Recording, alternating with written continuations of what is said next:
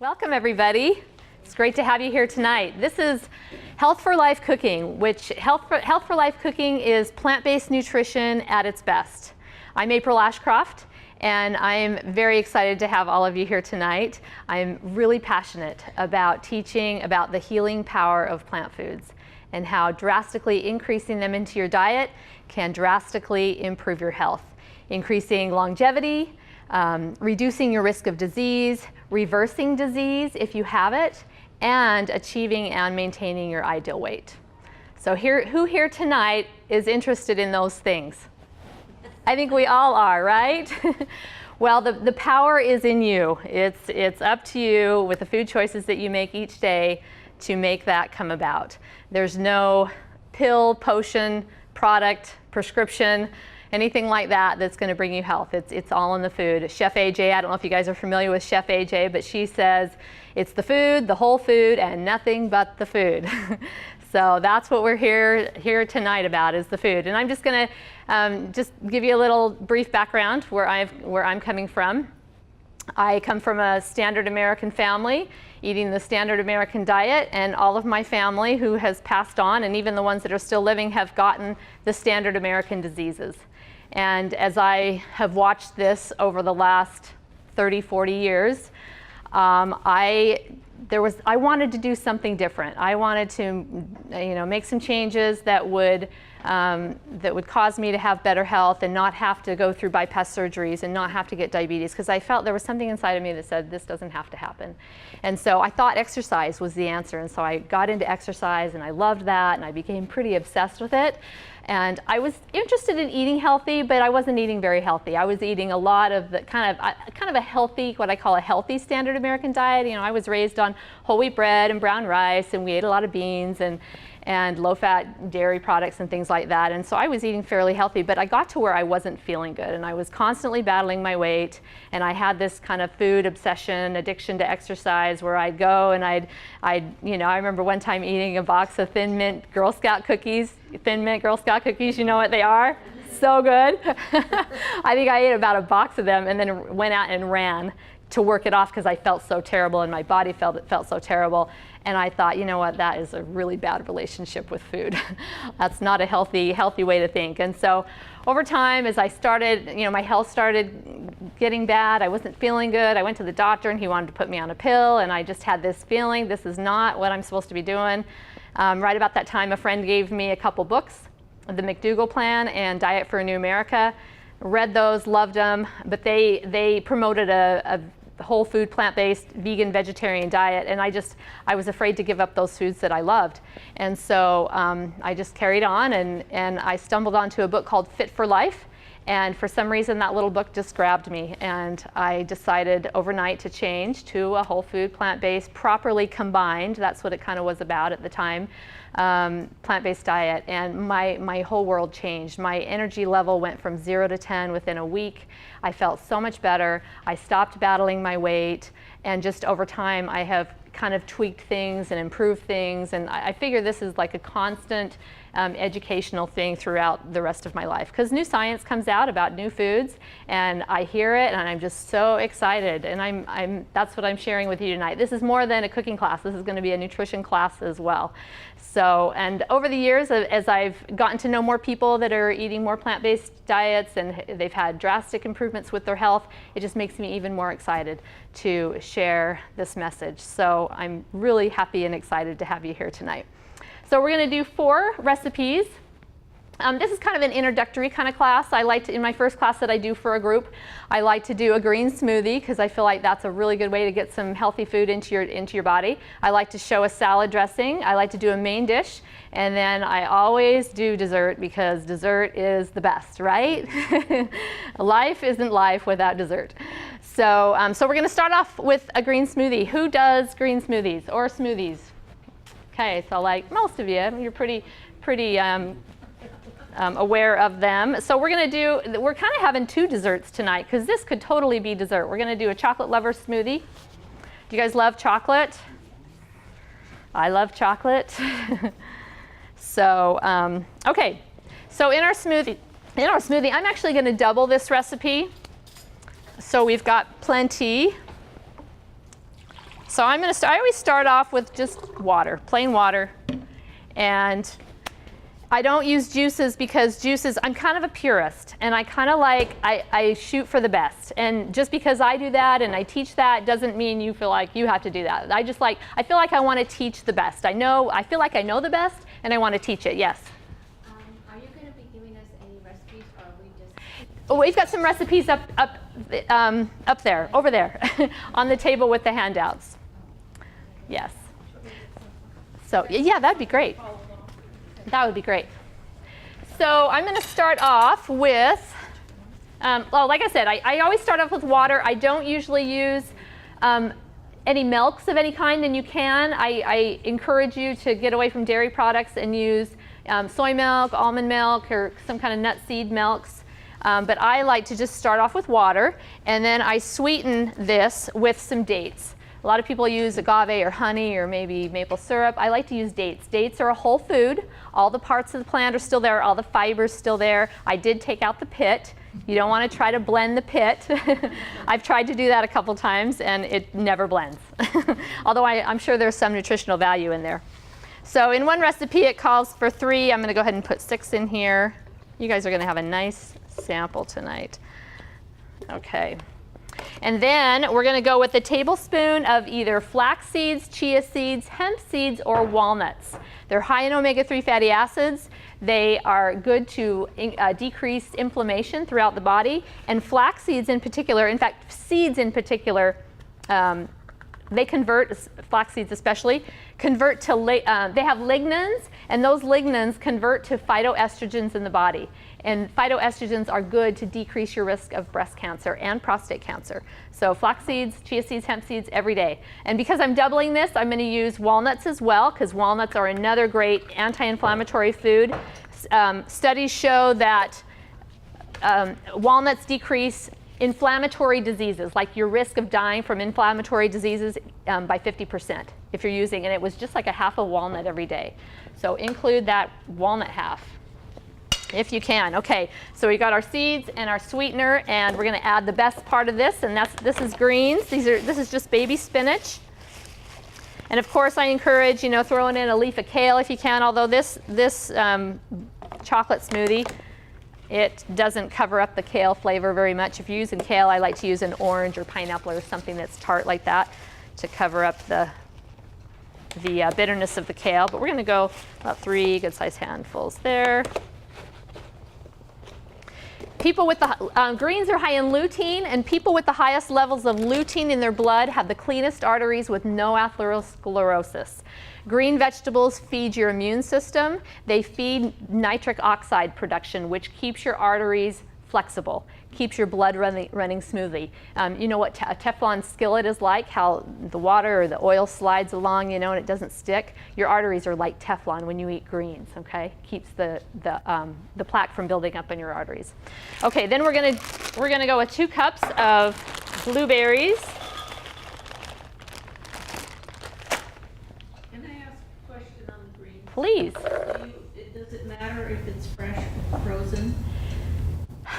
With cruciferous vegetables like kale, collards, bok choy, arugula, watercress, cabbage, Brussels sprouts, those cruciferous vegetables, they have anti-cancer compounds, and I think when you freeze them, I know you lose that. And so, when you cook them. So if you freeze them, I'm not really sure. I think if you do, chop them up first, because when you chop up those greens, those foods, you activate the compounds in the greens, and then you can freeze them. And then after that, I'm not really sure.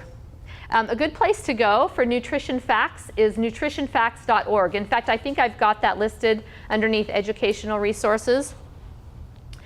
That's Dr. Michael Greger. He puts out a video every other day about the latest in nutrition research. He's done that for 6 or 8 years, and there's thousands, literally thousands, of 2 to 3 5-minute videos about every topic you want to know about. He's probably got one on there about freezing your vegetables. He has one about what's the best apple, what's the best nut, what's the best kind of sugar, what's the best this, what's the best that, how do you decrease your risk of cancer. He's got it all. So, okay, we're going to add some bananas to this. We're going to add a couple cups of bananas. And what I do with my spotted bananas, I slice them up and put them in a plastic Ziploc bag like this.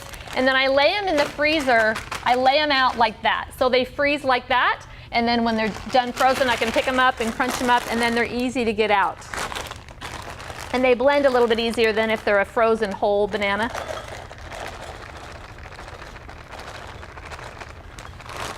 Bananas make great ice cream. Has anybody ever made an ice cream where you blend frozen bananas in a food processor or whatever? Oh, it's so good. Okay.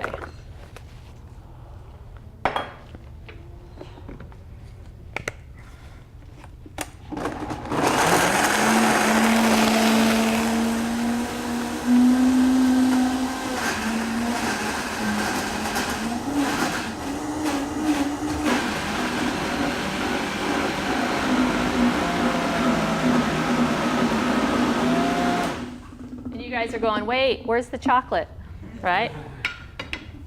I forgot it.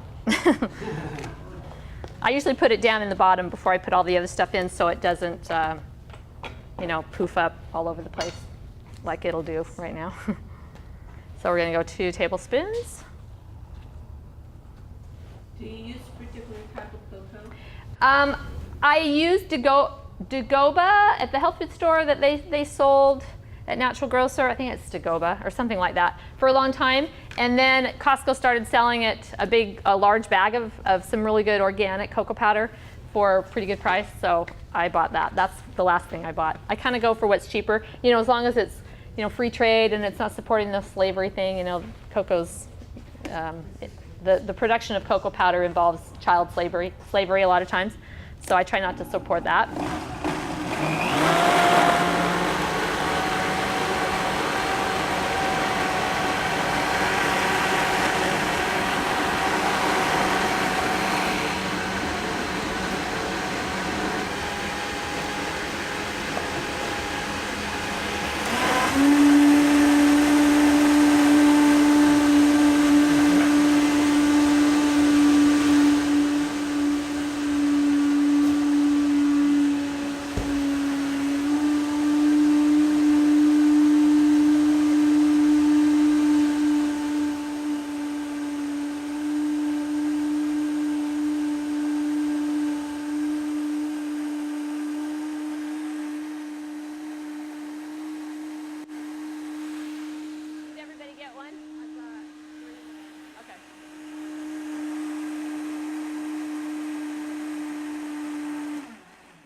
If you want to make this more like ice cream, you just put less water in it, and it's really thick to where you have to eat it with a spoon. I didn't want to have to mess with spoons tonight. How is it?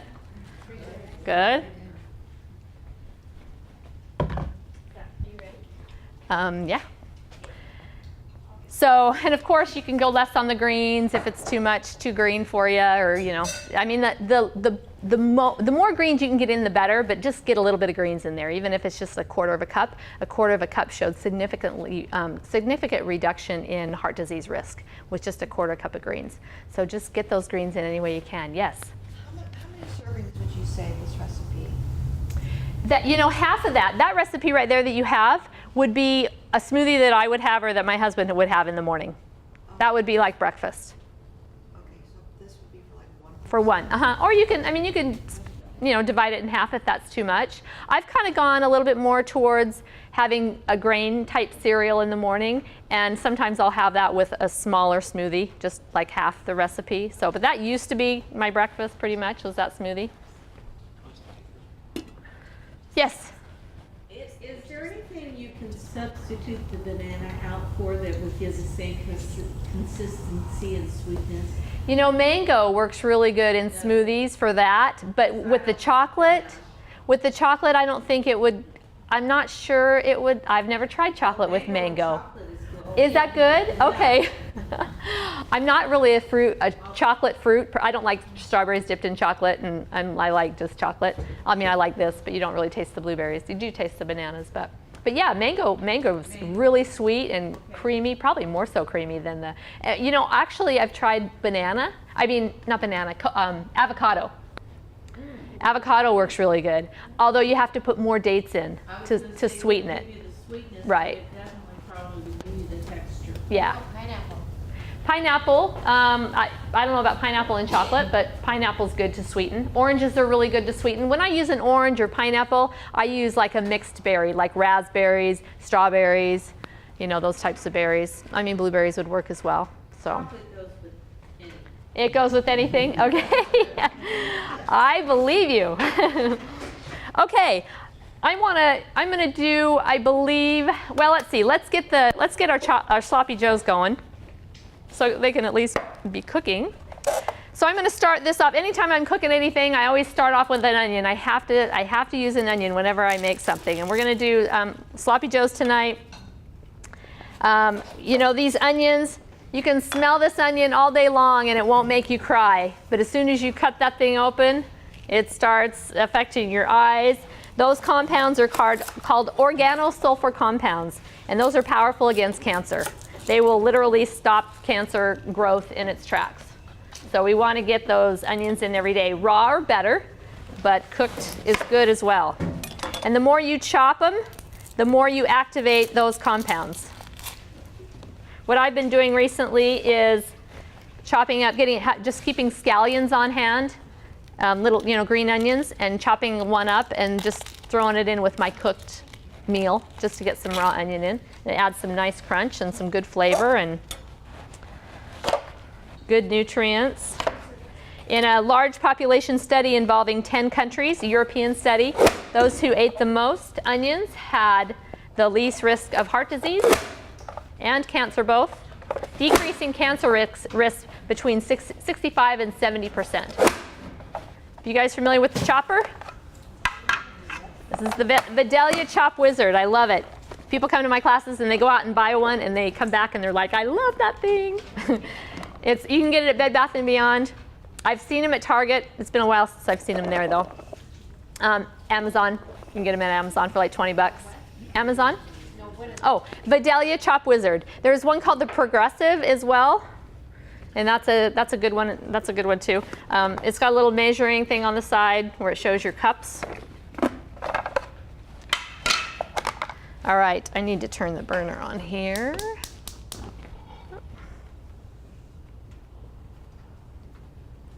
I can't see what that. Oh, there we go. Okay. So I'm not going to saute my onion in anything. This is going to be a dry skillet. I don't use any oil ever. All oils, even coconut oil, even olive oil, even safflower oil, even motor oil, it all increases risk of heart disease despite everything you've ever heard for the last 20, 30 years. And don't believe me, go to my website, healthforlifecooking.com. I've got a video on the very front page because this is a very misunderstood topic, but a very important topic. If you're doing everything you can to get your cholesterol down and it's just not coming down, you're using olive oil and you're eating fruits and vegetables and it's just not coming down, get rid of the olive oil and see what happens. My husband had been eating a whole food plant-based 98% vegan diet for 10 years. His cholesterol was still 270 something. And I was using olive oil and we were using Vegenaise, mayonnaise kind of thing, and Earth Balance buttery spread and all the heart healthy oils. And after going to this conference where we heard Dr. Caldwell Esselstyn speak, he's the director of preventive cardiology at the Cleveland Clinic. He wrote the book, Become Heart Attack Proof. And he directs a program where he reverses heart disease in like 98% of his patients following his program. And he tells them absolutely no oil. It damages your endothelial lining, which produces nitric oxide. And remember I said that greens produce nitric oxide to keep your blood vessels like Teflon. When you put olive oil into your body, you're greatly inhibiting that nitric oxide process because it kind of coats the lining of your arteries. You've got endothelial cells. It's kind of like your nice jacket that's got a lining in it. Your arteries have that same type of lining and it's got these little holes that produce this nitric oxide. It shuts that process down when you put oil. Oil also is 120 calories per tablespoon of pure 100% fat. It's the highest calorie, lowest nutrient food that we eat. Since we discovered in the late 80s that olive oil was so healthy for us, we've all gotten skinny and we have no heart disease anymore, right? Yeah.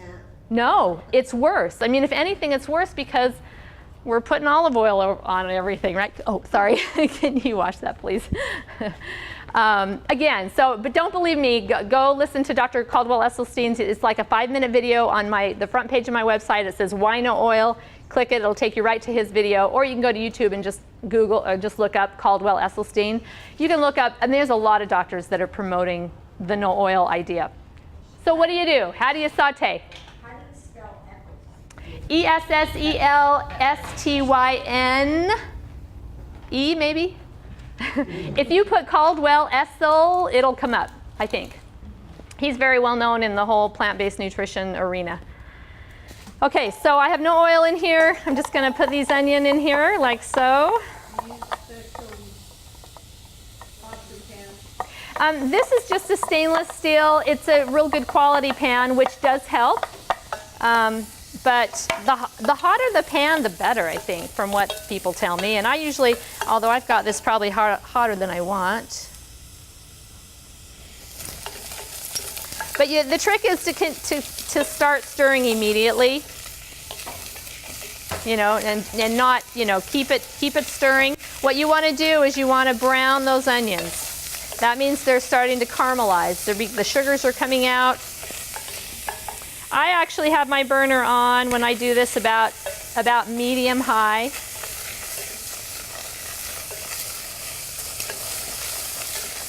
Oh, that's a strong onion. I was going to say no more tears with the chopper, but sometimes if you get a strong onion, you do have tears. Onions decrease inflammation too. Vascular inflammation. So for fat, you get your fat from things like avocados and those kinds of Yes. things, but you do need to have some fat. Absolutely, you need fats. Avocados, nuts, seeds. In fact, the great thing about those fats, unlike olive oil or safflower oil or coconut oil, is there's fiber in the whole plant food. That fiber binds, or the oil in those foods binds to that fiber, and a lot of it goes right into the toilet bowl with that fiber. When you eat olive oil, there's nothing for it to stick to. All those fats go right where you don't want them. So it's better to eat and plus it doesn't register on your appestat. Like if you were to eat 120 calories in a tablespoon of olive oil, if you ate 120 calories before you had a dinner of olive oil, and then you had 120 calories of apple or a piece of bread, you're going to eat less when you've had that bread. You're not going to eat less when you've had that olive oil because it doesn't weigh anything. It doesn't register with your appetite. Does that make sense? That's from a weight loss point of view. Okay, so those onions are kind of getting going. I'm turn that down just a little bit too much there. I don't have a gas stove, so this is a little bit different for me. But okay, so it's getting a little bit brown. I'm going to go ahead and add my garlic. I've got a clove of garlic here. I'll just finish chopping. Garlic and onions both. Garlic is part of the allium family, like the onion. They have those powerful anti-cancer compounds. In studies, they showed garlic and onion both stop the cancers from growing, the tumors from growing immediately with all types of cancers. So get that garlic in as much as you can. Onions, by the way, don't lose a whole lot of nutrients when you cook them. Some of those cancer compounds are decreased, and so that's why I say it's good to get raw as well. But you can cook them, like in a soup or something. Okay, so once we get that browning going on the bottom of our pan, I'm going to grab some water and just add a little bit of water. And that's going to kind of loosen up the browning on the bottom of the pan. And you can also use like balsamic vinegar or tamari soy sauce, or a cooking wine if you like to use cooking wine. I like to, over the summer, I was using a tomato. Like if I was going to make something that contained tomatoes, I would chop up a tomato, and once that, the onion and garlic got cooked and I needed some moisture, I just threw in a tomato, and that provided some good moisture. And then I just added all the other things. I need a class on how to run a gas stove. I want that like medium high. Yeah. Okay, so to this, I'm going to add one of the most important things that women especially can add to their diet. I'm sure men as well. In fact, I've seen studies about men and mushrooms. Whenever I'm sauteing an onion, I always throw in some mushrooms as well. Mushrooms have aromatase inhibitors. That means that they have special proteins that lower estrogen levels. We want to, women, men especially too, want to lower our estrogen levels. They have angiogenesis inhibitors, which means that they cut off the blood supply to a tumor that might be growing in your body. We all have cancer cells floating in and out of our body all the time. If we have a strong immune system, that immune system attacks them and kills them and gets rid of them. If our immune system isn't working so well, it may not, that function may not work very well. But we want to get some mushrooms in. In fact, one particular study showed that women who eat, we want about a cup, women who eat 1 button mushroom a day, these are button mushrooms, just the white button mushroom, 1 a day, women, 64% less risk of breast cancer. Okay, we need to get these mushrooms in every day. And we're putting in about a cup. Oh. And we want to cook them. They have a garetine toxin that the jury's still out on that, actually. They're not really sure if it's toxic in small amounts, but my favorite doctor, Dr. Joel Furman, he's a board-certified family physician from New Jersey. He encourages his patients, eat them, but cook them, just at least for a little bit, just to blow off that garetine toxin. It goes away just very quickly with a little bit of steaming. Okay, we're going to let those cook for just a moment. Once we get this going a little bit longer, I'm going to put in some broccoli. Kind of the same thing. Whenever I'm cooking onions and mushrooms, I'm throwing in some kind of green. And broccoli is a cruciferous vegetable. I mentioned those earlier. Cruciferous vegetables have the most powerful effect against cancer. In population studies where they gave people increase their level of vegetables by 50%, cancer rates doubled. The risk drop, the drop in cancer rates double, or decrease. Well, I'm getting all confused here. Cancer rates dropped 20%. When they gave them cruciferous vegetables, cancer rates dropped 40%. So they got double the protection with the cruciferous vegetables. Again, that's broccoli, kale, collards, arugula, watercress, Brussels sprouts, cabbage. I'm going to chop this. I chopped most of this with my chopper, and we also have a blade here. It's a smaller blade that I use to chop the broccoli. This is more like for onions, and you can use this one for the onions as well. But I'm going to go ahead and just demonstrate how easy that is with the broccoli. And it gives you a nice crumbly texture. I like getting that crumbly texture because it kind of looks like hamburger when it's all cooked and done amongst the tomato sauce. You can hardly even tell. So I'm going to go ahead and put in this broccoli. This is about it's actually about 4 cups of broccoli.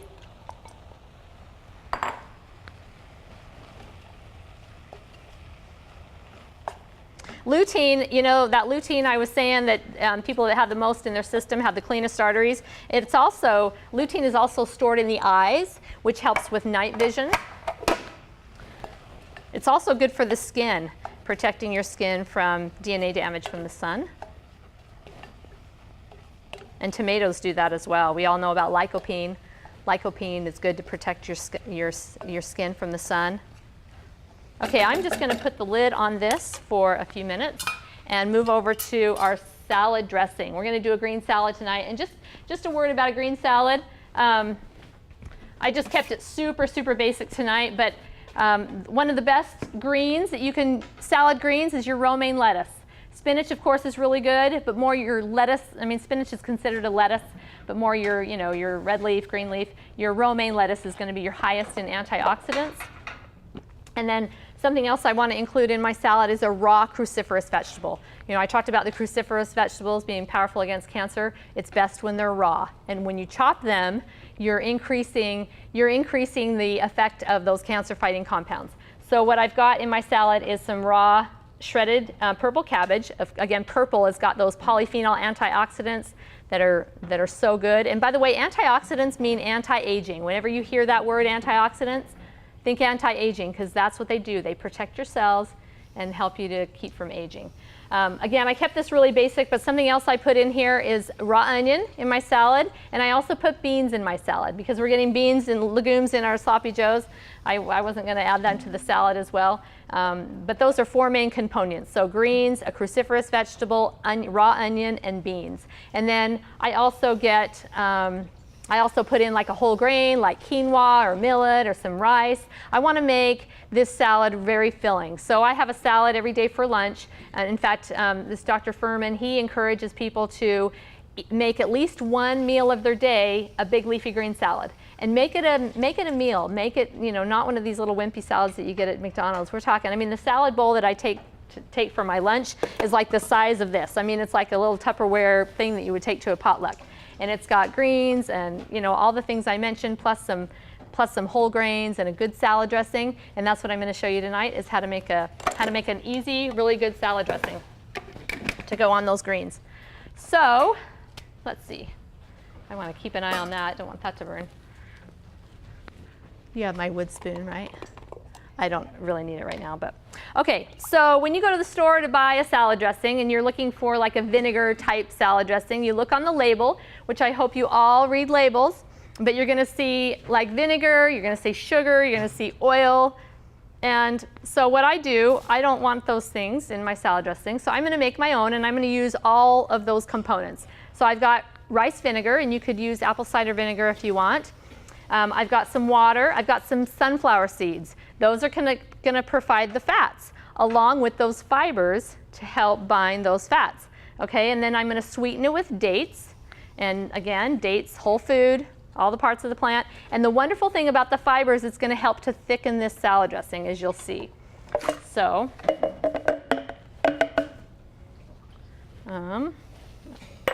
I put in, I've just got those right here in the blender, and then I'm going to add a tablespoon of mustard. Oh, you know what I forgot to put in our sloppy joes is a 1/4 cup of green chilies. So I'm bouncing back over there for just a second.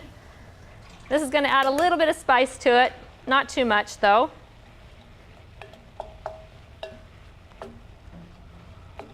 And that's getting like, it is getting close to being done.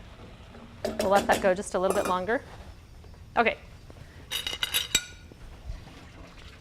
So I'm going to go with about a tablespoon of mustard. So this is a sweet mustard dressing. Kind of like honey mustard, but it's sweet mustard. And you can use honey if you want, but again, the great thing about the dates is it helps to thicken it. You know, I see salad dressing recipes where you put it on the stove and you put your cornstarch in and you stir it. I'm like, you know, if you're adding sugar, you don't need to thicken it, because if you add dates, you can thicken it with those, and then your seeds as well. Okay, so we'll go ahead and spin that.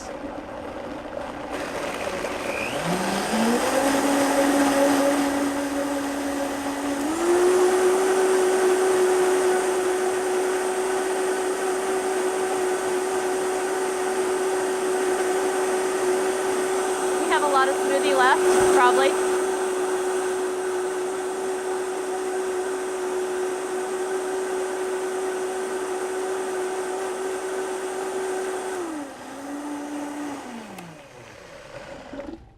Okay, super, super simple. That's all it is. And I was soaking those, yeah, I can just put that in something. I was soaking those seeds and the dates so that they would soften, so when you blend it, it blends really creamy. And so if you don't have a real strong blender like a Vitamix or a Blendtec, a super, super duper blender, it'll still blend pretty smooth in just your standard blender. So you just want to soak them. If you have a strong blender, you wouldn't need to soak them like that. You could just throw everything in there and blend it up and it would work just fine. So I'm going to have, there is actually a whole thing of salad dressing right over there on the counter. Can you make salad dressing and keep it for a few days? Yeah, it'll keep. That will keep for good for at least a week. I mean, the sugars and the vinegar keep really well. All right, so our broccoli is getting tender. So what we're going to do here is we're going to add in some lentils first.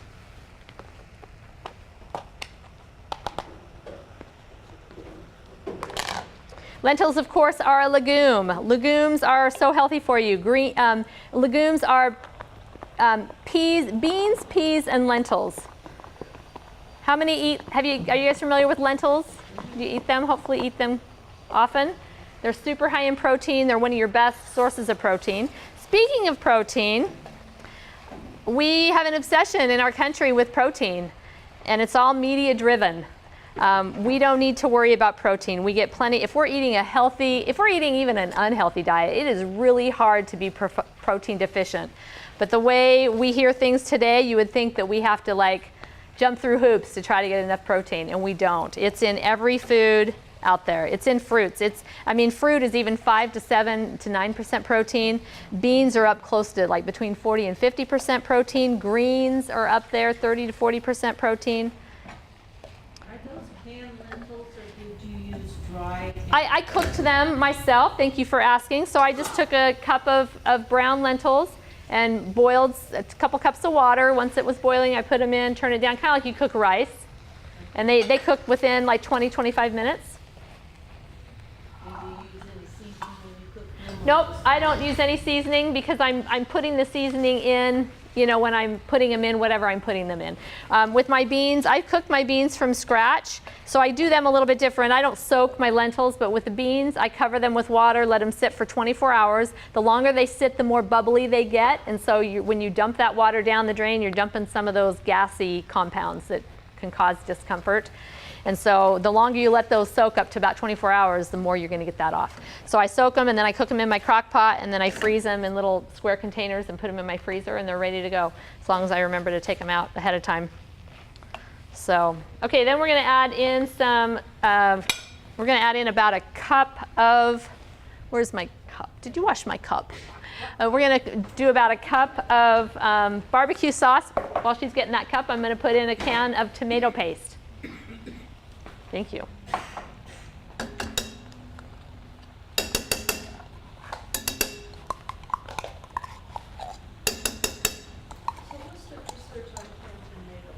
On canned tomatoes? Canned tomatoes, I don't like to use canned tomatoes because of the can. But I don't know what else to do except bottle my own tomatoes. I've actually been buying, because of the can, because of the acid, the metals get into the tomato. That can definitely be a problem. I've gone to chopped tomatoes. I've gone to the aseptic containers, the little paper, cardboard containers. I've pretty much decided that's the route I'm going with diced tomato paste. I'm not finding that with tomato paste. So. They have it in tubes. I don't know. Oh, do they? Yeah. And I haven't seen the tubes, so that's good to know. Usually in the fresh section where you will buy your spices. Okay. Oregano, parsley, and I'll have to look for that because I really don't like using the canned.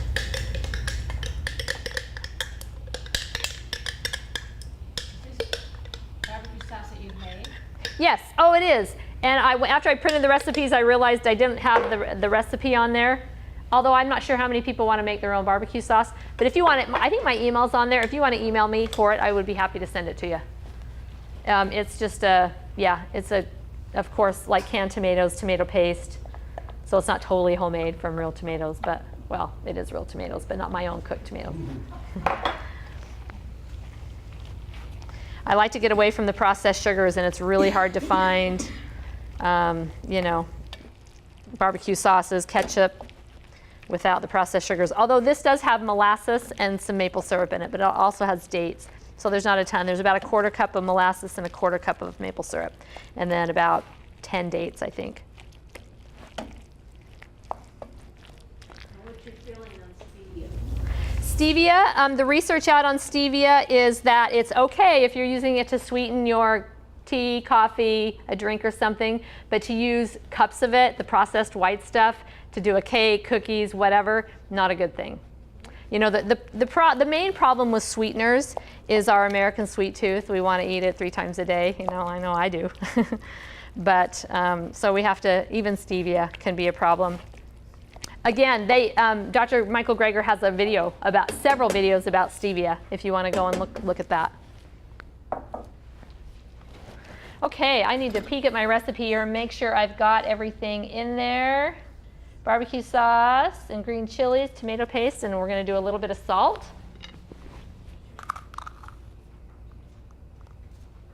I don't know what that looks like, about 3 teaspoons. I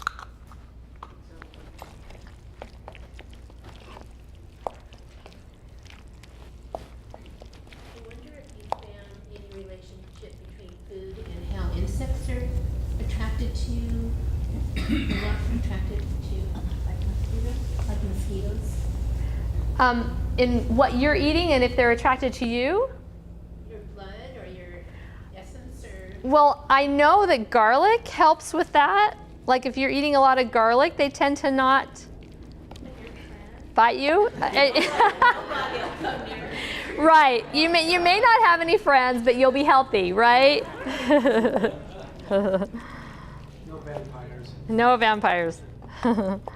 Okay, so that is pretty much it. We're going to be serving this on a whole wheat bread. It's the what do they call them? The Harmon's bread in their bread section. It's the 9 grain. It's very healthy. I like to use a sprouted wheat bread. Sprouted wheat, my body likes sprouted wheat better. But this bread is really nice and it's soft and it's good for these sloppy joes. And what I really like to do is spread some avocado on the slices of bread before to add some good fats. Because when you add fats to anything you're eating, you increase the absorption of the nutrients in those vegetables, in those foods, by up to 10 times. So again, back to fats. We want to add a little bit of fats to our food, to our diet. Some avocados, wonderful. So I'm just going to set this back here. You could probably go ahead and start. Do you want to do this and then the salad separate? Actually, both on one plate. We'll do that, yeah, Okay. with salad, a little bit of dressing. All right. So just a few things about beans.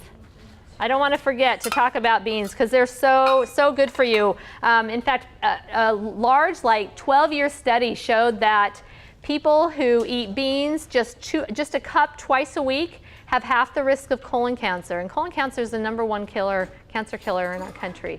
So again, get your beans in. They're high fiber. They're a great source of complex carbohydrates, which stimulates serotonin. Serotonin is produced in the gut. Okay, that's why beans are so good for the gut. Is because or why beans are good for depression is because they feed your gut bacteria, and your gut and your brain are totally connected. And if your gut's in good shape, your mind's going to be in good shape too. They're low calorie, beneficial fats. They're rich in zinc, which helps to fight infection. Protein is 20 to 37% protein in your beans. They prevent food cravings. They decrease your desire for sweets. They help you to stay full. They have resistant starch, and those beans aren't digested normally. They go down into your large intestine, and that's where they break down into butyrate, which they are feeding your gut bacteria, and that helps to decrease inflammation throughout the body. You don't absorb all of the calories from beans because of that resistant starch. There's calories that are bound to that starch, and they move right out of your body. They help burn fat, so they decrease fat storage and increase fat burning after a meal eating beans. Let's see, they're the most nutrient-rich carbohydrate. We want to eat a carbohydrate-rich diet. I know low-carb diets are really popular right now, but you are starving your gut microbiome when you eat a low-carb diet. Your gut bacteria feed on carbohydrates. In fact, when you're not eating carbohydrates, they're looking for carbohydrates, and so they start eating away at the lining of your digestive tract, because your digestive tract kind of has a coating, a carbohydrate coating, this mucus coating, and it's made of carbohydrates, and they'll start eating away at that, causing something like leaky gut, irritable bowel, and things like that. We want to eat carbohydrates, but eat beans, they're good for you. They remove cholesterol and other fats out of the body. That's because of the fiber that's in them. It pulls out toxins from your body. So get those beans in. All right, so last but not least, we're going to do a dessert. We're going to do some peach cobbler. So let's see, I've got my blender jar. Is the blender jar? Yes, it's washed. Oh, sorry. Oh, you're good. We're not going to even need that. Okay, so we need, where's my pan for? What do you need? I probably wash it. No, it's got the peach cobbler stuff in it. Oh, right here. This? Oh, yeah, that, and then there's a another pan somewhere. Oh, yes. Okay. Just a word about blenders, because I'm using two appliances tonight to make the peach cobbler, and it's kind of necessary to have both. But you can do the crumble in the blender. But just a word about blenders. It's a Vitamix, and it's an expensive blender. But my blender is a major appliance. I use it more than any other appliance in my kitchen. I use it more than my dishwasher, more than my washer and dryer, almost more than my stove, probably more than my stove. And it costs about as much, but because it's so small, we have a really hard time forking out the money to buy a blender. You know, when our washer and dryer goes out, we go out and buy a washer and dryer whether we can afford it or not. When my blender goes out, I'm going to go buy me a blender whether I can afford it or not, because it's a major appliance. And I see people going and buying a less expensive blender, which is totally understandable. It's hard, believe me, it's hard to spend $400 on a blender. But they'll go buy one, they'll burn it out, they'll go buy another one, they burn it out, they go buy another one, and then after 5 years they're like, what the heck, I'm just going to buy a Vitamix. And they say, God, I should have just bought that right at the first. Then I could have saved a lot of blood, sweat, and tears. But anyway, so we're gonna do our crumble first. This is a peach crumble, and we can make a crust as well, but tonight we're going to do a crumble. So I'm going to start off with, okay, so our crumble normally has like oats, butter, some sugar, brown sugar, right? So we're going to kind of use those same type of ingredients, but we're going to use them in whole food form. So I'm going to use pecans as my fats. Again, these have fibers in them to bind some of those fats. By the way, people that eat nuts and seeds on a regular basis burn 11% more calories at rest than people who don't. They're high protein, high minerals. They're a tiny package of high protein, high nutrient goodness. It doesn't take much. Like that half a walnut a day decreases your inflammation. I mean, it takes very little. We don't want to sit down to a bag of nuts and sit there mindlessly throwing them down our throat. We're not going to lose weight doing that. But if we're adding them to things, like my salad dressing, I added those seeds to the salad dressing. We're going to have a little bit of dessert after dinner. We have a tendency to think, because this is so healthy, that we can eat like a quarter of this, can't we, for breakfast? It's still dessert. It's still high fat, high calorie. I always tell people, when you make my desserts, make sure you have lots of friends to share them with, because if you're like me, they call you all day long. Come eat me, just a little piece, won't hurt you. And that's fine if it's once a day, but if it's all day, it's not good. Okay, so I've got my dates, my sweetener in here, and I've got my pecans, and I'm just going to go ahead and grind this up.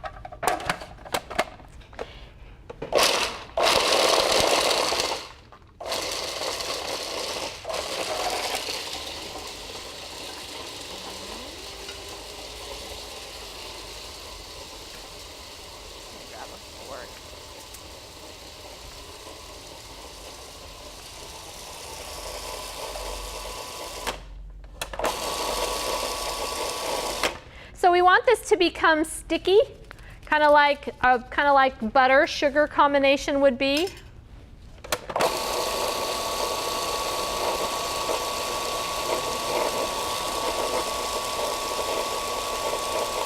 So what I like to do with this at Christmas time, this date nut combination, is throw in some cocoa powder, throw in some cranberries, some raisins, some maybe cinnamon, nutmeg, cloves, and then I roll it in a ball, and then I roll it in some coconut, and then I put them in the refrigerator and they firm up and they are in my refrigerator. And so when I go to work and there's all these terrible candies and stuff sitting out all day, I just can't wait to get home so I can have some of my healthy stuff. And that keeps me away from the sugar and stuff, during the holidays when it's so hard to stay away from that stuff. And sugar's so bad for you because it totally blows your immune system. I mean, just the smallest amount kills your immune system. And that's what makes us so susceptible to colds and flus during the holidays. We think, oh, it's the cold season. It's not the cold. It's called Halloween, Thanksgiving, and Christmas. That's why we get sick in the winter. It's not the cold weather. Okay, then I'm going to add just a little bit of vanilla to this. I'm going to add about a half a teaspoon of cinnamon.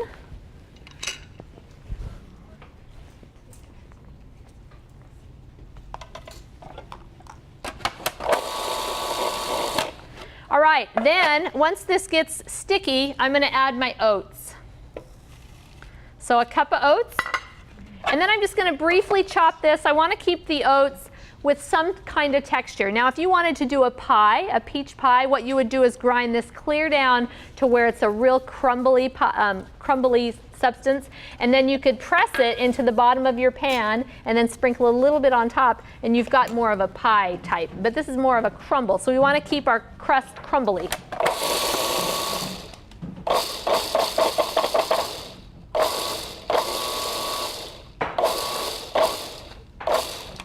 All right, and that is going to be our crumble, and we're going to put that on top. Actually, we're not going to put it on the bottom like a pie crust. Okay, so in our blender, we're going to make our fruit filling, and I've got my peaches cut up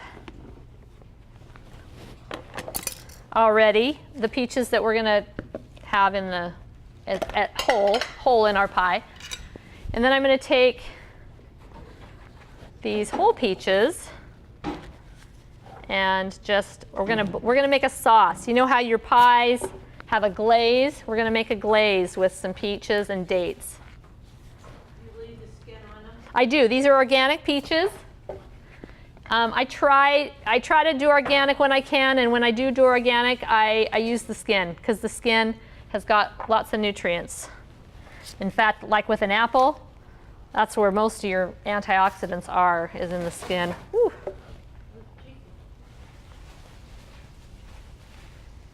Okay, that half isn't going to be, I'm not going to use that half. Okay, then we're going to put in some dates to help to sweeten this up. And then a little bit of vanilla.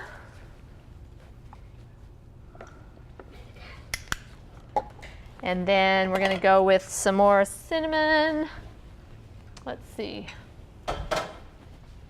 My cinnamon's right there. Actually, I'm going to go ahead and blend that down just a little bit. Oops. The lid to my blender is, Sorry, I keep washing it. that's okay. Thanks for washing it. Oh, there it is. Thanks. Okay, I'm just going to go ahead and blend this up real quick before we, oh, is the blender or the tamper in there? Oh, here it is. Yeah.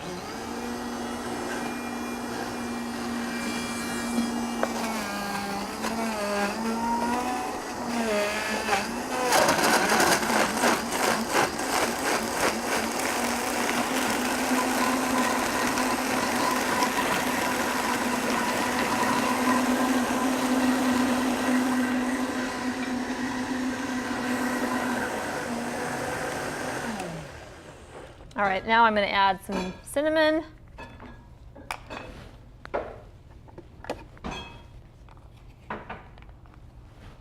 About a teaspoon.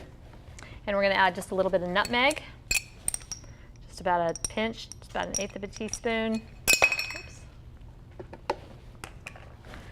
And then blend.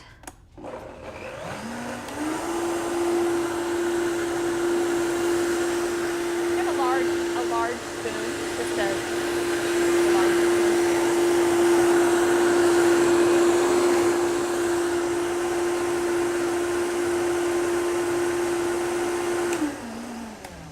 Yeah, that's perfect.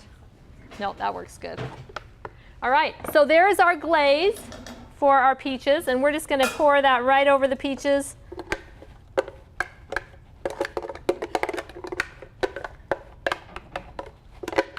And you can do this with any kind of pie. I make a triple berry pie out of the triple berries from Costco, that triple berry combination. I do the same thing with that. Just thaw however, like 7 cups, and then you blend 1 or 2 of those cups with some dates. And the seeds and the berries help to thicken the sauce, so it'll set up overnight in the fridge. This doesn't set up quite as good, but it gets a little bit firm. I've done an apple pie, cherry pie, blueberry pie, strawberry pie. I love strawberry pie. Same way. You could do it as a crumble or a crust, pie crust, like I was telling you, where you grind down the entire crust really fine and then you press it into the bottom of a pan. So we're going to go ahead and just stir that sauce right into those peaches.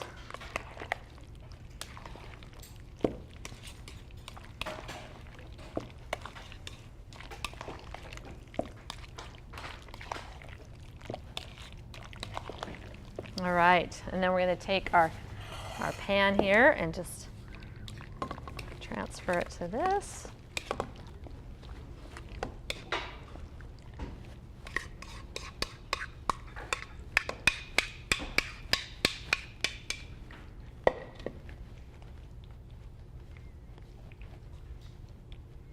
This is peach season too. It wasn't peach days last weekend in Hurricane? You don't coat your pan at all? Nope, this is totally raw. And you could put it in the oven and heat it up a little bit if you wanted. You could even cook it if you wanted. Cook your peach filling.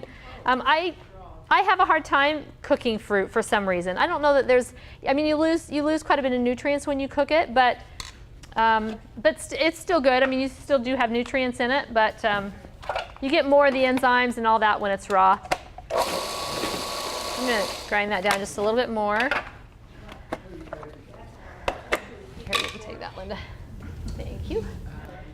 You can if you thought of it. So I'm just going to top this with this crumble. Now, when it sets, the moisture from the peaches and the sauce kind of absorbs some of that into the crumble and makes it really good. I actually made one ahead of time. And we're going to go ahead and we'll serve that one because it's kind of set for a while and it's gotten that moisture into the crust. It makes it really good. How's the sloppy Joe? Like it? Can you taste the broccoli in it?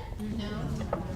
Isn't that amazing? You know, and that's what I encourage people to do. You know, I mean, I encourage people to really go more towards a whole food plant-based diet. The more plant foods, the better. The more you can get those foods into your diet, the greater less risk of disease and all of that. But you know, for standard American folk who are who are very used to a high animal food diet with not a whole lot of, you know, according to the research, you know, our diet consists of about 7% whole natural plant foods, and the other 93% is processed foods and animal products. We need to switch that. We need to completely flop that the other way. And the more we do that, the better off we'll be. And I was going somewhere with that, and now I can't remember where I was going with it. But anyways. Okay. I was just going to say, though, like a couple years ago, I planted kale in my garden. And really, you can't hardly kill it. And it grows all year round. It just is amazing. Wow. So, I haven't been that lucky with my kale. It usually freezes. Mine never does. Wow. But I'm thinking you could plant it in a flower bed as greenery and. Oh, it's beautiful. You know what? I noticed Disneyland has it all over the place amongst their shrubs and stuff. So they probably use it too. Yeah. Oh, just spoon it out. Yeah, in those cups, in those little cups. Yeah. That'd probably be better. So when you're eating this combination of, in fact, I didn't talk about G-bombs. I'm going to talk about G-bombs for a minute. It's an acronym that Dr. Joel Fuhrman, again, the physician from New Jersey, he came up with this G-bombs, and it represents greens, beans, onions, mushrooms, berries, and seeds.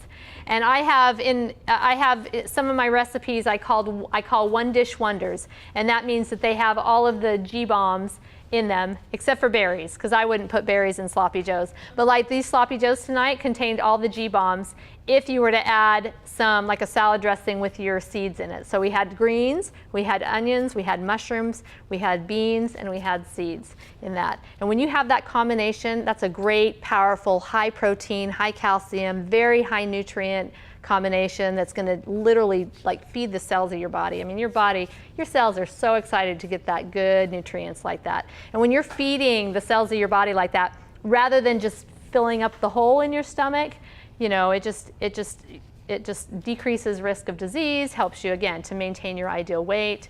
I mean, your body knows exactly what to do with all those nutrients. So, and then fruits, of course, they fit in there as well. The berries are your best fruits to use. So get those in as much as you can.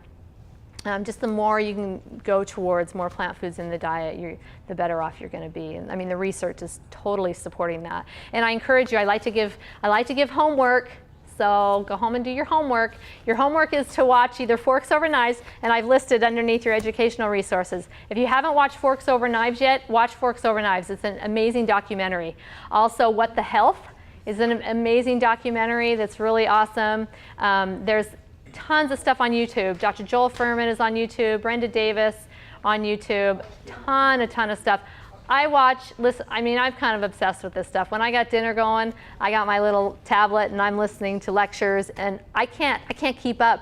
I get stuff in my inbox every day of all these lectures and from these nutrition experts, and it's all, you know, it's all supporting plant-based nutrition, and they talk about, you know, disease reversal properties of it and everything. It's exciting. It's exciting to know that we do have control over our health. So I'm grateful that you guys were here tonight. We do still have dessert coming. And I would love to visit with you. If you want to visit more afterwards, you're welcome to come up. And I didn't introduce my help in the kitchen is Linda. She's actually made the switch years and years ago. Came to some of my classes and started transitioning and learned to love to cook and had some great experience with her health and her husband's health. And even I think some of her family have kind of taken on this way. So you can visit with her as well. And I've got some books up here. These are my favorite authors, favorite books. I encourage you to read How Not to Die. This is not how not to die, it's how not to die of heart disease, diabetes, cancer. Every chapter is dedicated to a disease. Very well researched. He's the doctor that put up nutritionfacts.org, the free website with all the video information. He's got it all right in here.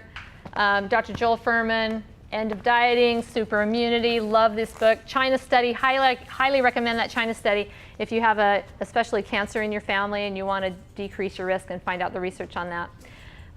Anyway, thank you again for coming. I hope to see you another time. I'm going to be teaching for ICL about every other month until the first of the year, I think. So, and then maybe continue on. Forever.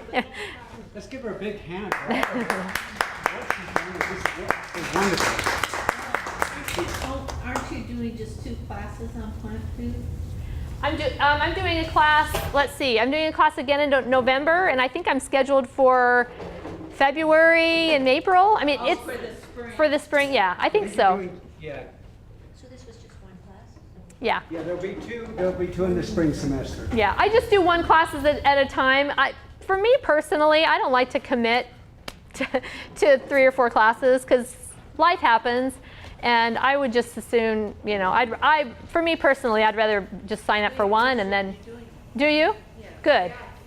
Well, I appreciate you being here. And they're all on the healing power of plant foods. That's what I'm all about. So.